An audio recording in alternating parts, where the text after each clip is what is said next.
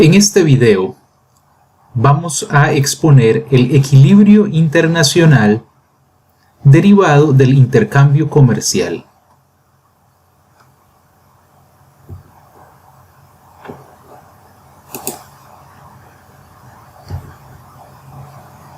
Para exponer este tema vamos a hacerlo en dos partes. Primero vamos a dar un repaso breve de las herramientas de análisis, que son básicamente las siguientes. Primero, la curva de transformación. Segundo, las curvas de indiferencia, que lo vamos a exponer primero a nivel de una persona individual y por lo tanto luego necesitamos ampliar ese concepto a curvas de indiferencia social. Segundo, vamos a ir al análisis propiamente, que es un análisis comparativo, o sea, es un análisis que compara la situación antes del intercambio comercial y posterior al intercambio comercial. Entonces, primero vamos a exponer la situación en autarquía, o sea, sin intercambio comercial. Luego vamos a ver la situación dado el intercambio comercial, para luego ver entonces la comparación entre las dos situaciones y poder ver cuáles son los beneficios que se derivan del intercambio comercial. Vamos a empezar entonces con la curva de transformación. Primero que todo, vamos a hablar de una economía autárquica, o sea, una economía cerrada. Es una economía que no tiene entonces ningún tipo de intercambio con otras economías. Para simplificar, vamos a suponer que el país produce solamente dos bienes, X y Y. Digamos que X es café y que Y es tela. Entonces tenemos dos bienes y de manera similar el análisis luego lo podríamos extender a 3, 4 o más bienes. Muy bien, entonces tenemos estos dos bienes, café y tela o X y Y. Vamos a suponer que se hace pleno uso de los recursos.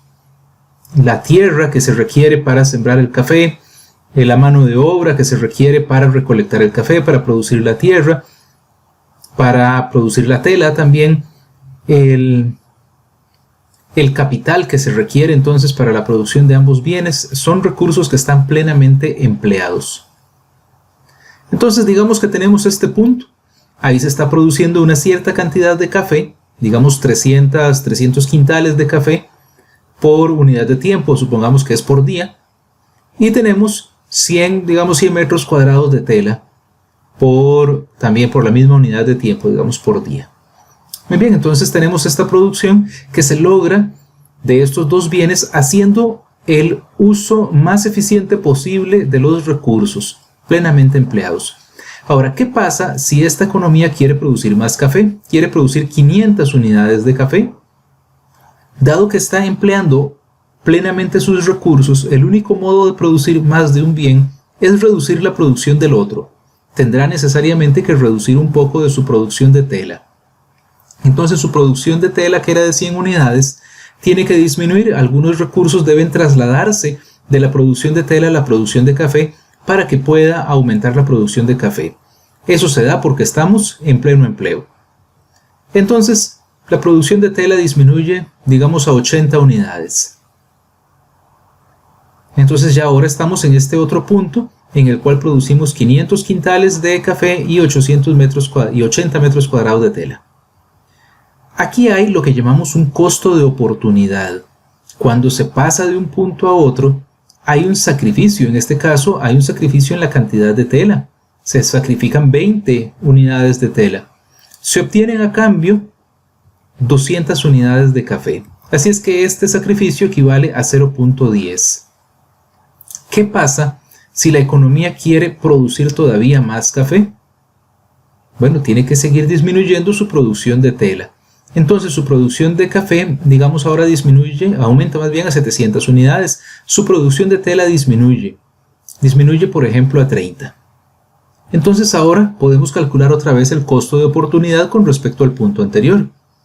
Ha sacrificado más de su producción de tela, en este caso ha sacrificado 50 unidades al bajar de 80 a 30 y ha incrementado su producción de café en 200 unidades al pasar de 500 a 700.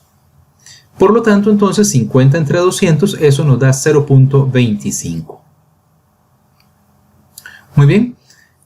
encontramos aquí un principio bien importante, y es que el costo de oportunidad es creciente, no es constante, no siempre es el mismo, y es que conforme quiere seguir aumentando cada vez más su producción de café, debe trasladar recursos que eran muy buenos produciendo tela, pero que ya no son tan buenos produciendo café. Por lo tanto, la producción de tela disminuye cada vez más. Si unimos todos estos puntos, vamos a encontrar entonces una curva de este tipo. Esto es lo que llamamos una curva cóncava al origen. Y como podemos ver, tiene pendiente negativa, o sea, de izquierda a derecha vemos que va hacia abajo.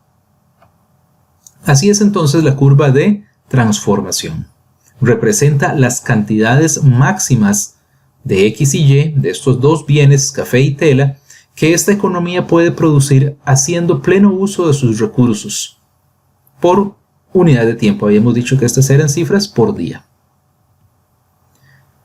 Si usted quiere saber más de este tema, le invito a visitar mi página www.auladeeconomia.com y también a ver estos dos videos que he publicado previamente en YouTube que tratan precisamente del tema de la curva de transformación y que lo explican más ampliamente. Vamos a continuar ahora con el tema de las curvas de indiferencia, que dijimos que era la segunda herramienta de análisis que íbamos a exponer en este video. Ahora vamos a suponer ya no producción, sino consumo. Entonces observemos bien que el análisis lo separamos por un lado la producción a través de la curva de transformación y ahora vamos a usar curvas de indiferencia para exponer el consumo, lo que los consumidores desean entonces para satisfacer sus necesidades. Supongamos los mismos dos bienes, X que es el café y Y que es la tela. Ahora un consumidor, vamos primero a ir a un consumidor individual, desea consumir 500 unidades de café y 80 de tela. Y entonces tenemos este punto. ¿Qué pasaría si este consumidor deseara conservar el mismo nivel de satisfacción que le da este punto? Porque este punto, estos dos bienes le ofrecen cierto nivel de utilidad o de satisfacción. Entonces, si él, por ejemplo, consumiera menos café, para conservar ese mismo nivel de satisfacción, debe entonces consumir más tela. Entonces supongamos ahora que 400 unidades de café y 100 de tela le dan la misma satisfacción que 500 de café y 80 de tela. Esto por supuesto que va a variar de consumidor a consumidor. Para este consumidor esos dos puntos representan la misma satisfacción. Él podría buscar un tercer punto que le represente la misma satisfacción. Entonces, por ejemplo, aumenta su consumo de tela a 120, disminuye entonces el consumo de café a 350. Y este punto también le da la misma satisfacción. Aquí en este caso observamos que conforme va aumentando el consumo de tela, disminuye menos su consumo de café para poder conservar el mismo nivel de satisfacción. Y esto ocurre porque unidades adicionales de un bien cada vez tienden a satisfacer menos. Entonces, si unimos estos puntos, obtenemos lo que llamamos una curva de indiferencia, que vamos a llamar U1. Todos estos puntos le proveen al consumidor exactamente el mismo nivel de satisfacción. Entonces, cada curva de indiferencia refleja niveles de satisfacción y como observamos aquí, estas curvas son convexas al origen, tienen la forma contraria a la curva de transformación y tienen también pendiente negativa. A esta pendiente se le llama tasa marginal de sustitución de X y Y en este caso. Podríamos agregar más curvas de indiferencia. Curvas de indiferencia más arriba representan mayores niveles de satisfacción. Curvas de indiferencia más abajo representan menores niveles de satisfacción. Una propiedad importante de las curvas de indiferencia es que no se cruzan o se cortan. Precisamente, si se cruzaran, indicarían que proveen la misma satisfacción. Y esa no es la idea. La idea es que curvas de indiferencia que están más arriba representen más satisfacción y las de más abajo menos. Si usted desea saber más sobre este tema de la teoría de la utilidad y de las curvas de indiferencia, también le invito a visitar mi página auladeeconomia.com, este link que indico acá, o a ver este video en YouTube también que expone más ampliamente el tema de las curvas de indiferencia. Vamos ahora al óptimo del consumidor. Partiendo de que tenemos estos dos bienes, café y tela, y que tenemos una serie de curvas de indiferencia, lo cual llamamos un mapa de indiferencia, entonces tenemos que agregar el ingreso del consumidor. El consumidor posee un cierto ingreso que es limitado, y con ese ingreso trata de alcanzar la curva de indiferencia más alta posible. Entonces supongamos que esta curva representa el ingreso, esta línea representa el ingreso del consumidor. El ingreso es una función lineal y ahí alcanza la curva de indiferencia más alta posible. La pendiente de esta línea de ingreso, que lo llamamos una línea presupuestaria o una restricción presupuestaria, representa la relación de precios o los precios relativos, y esto lo vamos a ampliar un poco más ahora, más adelante. Entonces, con este ingreso disponible, el consumidor maximiza su satisfacción. En este caso, la curva de indiferencia U1 es la curva de indiferencia más alta que él logra alcanzar. Él no logra alcanzar la curva de indiferencia U2 y la curva U0 está más abajo, no le interesa. En este punto, la tasa marginal de sustitución iguala a la relación de precios. En el punto más alto posible se da lo que matemáticamente llamamos un punto de tangencia, y es donde la recta toca a solo un punto de la curva, y ahí es donde alcanza entonces la curva más alta. En ese punto, las pendientes de la recta y de la curva son exactamente iguales. Por eso es que esta tasa marginal de sustitución es igual entonces a la relación de precios. Hablemos un poco más de los precios relativos. Supongamos que el precio del café es de $2, que el precio de la tela es de $5 y que el consumidor posee un ingreso de $1.500. Si solo consume café, entonces tendríamos que dividir 1.500 entre 2, eso nos da 750. Eso quiere decir que podría consumir un máximo de 750 unidades de café. Marcamos ese punto en nuestra gráfica. Si solo consumiera tela, entonces los $1.500 entre el precio de 5, eso nos daría 300 unidades de tela. Entonces, esta línea de restricción, esta línea de ingreso, que la vamos a llamar LR1, es esta curva roja que acabamos de dibujar. Va entonces desde el punto máximo de su consumo de tela hasta el punto máximo de su consumo de café. Y su pendiente es entonces el precio del bien X entre el precio del bien Y. Si el precio del bien X, que es el café, es 2, entre el precio del bien Y, que es la tela, ese precio es de 5, entonces dividimos 2 entre 5 y eso nos da 0.4. Esa es entonces la pendiente de esta línea recta. ¿Qué pasa si sube el precio de X? Sube el precio en este caso del café. Ya el precio no es 2, sino que es 3. El precio de la tela lo vamos a dejar igual. El ingreso lo dejamos igual, entonces ahora 1.500 entre 3 da 500. Y la tela va a ser el mismo punto, 1.500 entre 5 da 300. Observamos entonces la nueva línea de restricción. Es más inclinada que la anterior, es más vertical que la anterior. Entonces, cuando la línea es más inclinada, más vertical, indica que este bien que está en el eje horizontal, que es el bien X, es relativamente más caro. Vemos que el café es el bien que se volvió un poco más caro y mientras más aumentemos ese precio del café, esa línea se va a tender a volver cada vez más vertical. Decir que el bien X es relativamente más caro equivale a decir que el bien Y es relativamente más barato.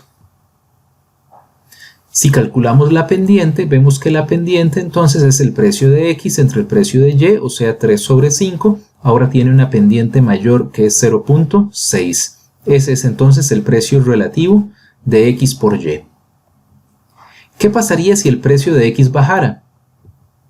Entonces vamos a tener un precio, digamos que ahora es de 1.5. El precio de la tela es 5. El ingreso sigue siendo 1.500, entonces ahora tendríamos 1.500 entre 1.5, esto nos da 1.000. Y en el caso de la tela, pues van a ser los mismos 300 anteriores. entonces vemos que ahora la línea es un poco más acostada, un poco más horizontal, es menos inclinada, porque el bien X ahora es un poco más barato, o bien el bien Y es relativamente más caro. La nueva pendiente es entonces 1.5 sobre 5, lo cual nos da 0.3, indicándonos entonces que ese bien X ahora es un poco más barato que en la situación original donde era 0.4. Y observemos ahora el concepto de las curvas de indiferencia social. Estábamos hablando de un consumidor individual, pero cuando vamos a hablar del comercio internacional estamos hablando de países, por lo tanto estamos hablando de un gran conjunto de consumidores y necesitamos por lo tanto hacer una agregación, una especie de suma de las curvas de indiferencia de todos los consumidores. Entonces el país consume los mismos dos bienes X y Y, el mismo café y la misma tela. Entonces ahora vamos a tener que el conjunto de consumidores desea consumir 500, pongamos en este caso 500 millones de unidades de café y 80 millones de unidades de tela. Y tenemos entonces este punto. Si la sociedad desea consumir más tela, manteniendo el mismo nivel de satisfacción que en el punto original, igual que en el caso de un consumidor individual, tendrá que disminuir su consumo de café a, por ejemplo, 400 unidades. Si sigue aumentando su consumo de tela, deberá disminuir aún más su consumo de café, por ejemplo, a 350. Y tenemos entonces una curva con las mismas propiedades de las individuales. Reflejan entonces niveles de satisfacción de la sociedad y son convexas al origen y siempre con una pendiente negativa. Podríamos agregar curvas de indiferencia adicionales y por lo tanto tener un mapa de indiferencia social. Igual que en el caso de las curvas individuales, no se cruzan o cortan. Por lo tanto, vamos a tener entonces un punto óptimo social. Suponiendo que la economía es cerrada y que produce dos bienes, entonces esta producción de dos bienes se representa a través de una curva de transformación como la que vimos anteriormente. Y hay una curva de indiferencia social como la que acabamos de derivar, y entonces donde se vuelven tangentes estas dos curvas significa que la sociedad alcanza la curva de indiferencia más alta posible. Con sus posibilidades de producción, con lo que logra producir, alcanza el nivel de consumo más alto que puede y por lo tanto el nivel de satisfacción más alto de sus necesidades. Donde se intersecan estas dos curvas y se vuelven tangentes, ahí podemos trazar una recta que representa los precios relativos de estos bienes que llamamos los precios domésticos. Los precios domésticos quiere decir los precios a nivel interno, los precios sin intercambio comercial. Estos precios domésticos van a ser muy importantes en el análisis que vamos a hacer posteriormente. Muchas gracias por su atención. El resto del análisis lo vamos a ver en la segunda parte del video. Le invito a darle me gusta al video, ya sea en Facebook o en YouTube, y a suscribirse a nuestro Facebook y a nuestro YouTube. También a visitar nuestra página www.habladeeconomia.com. Muchas gracias.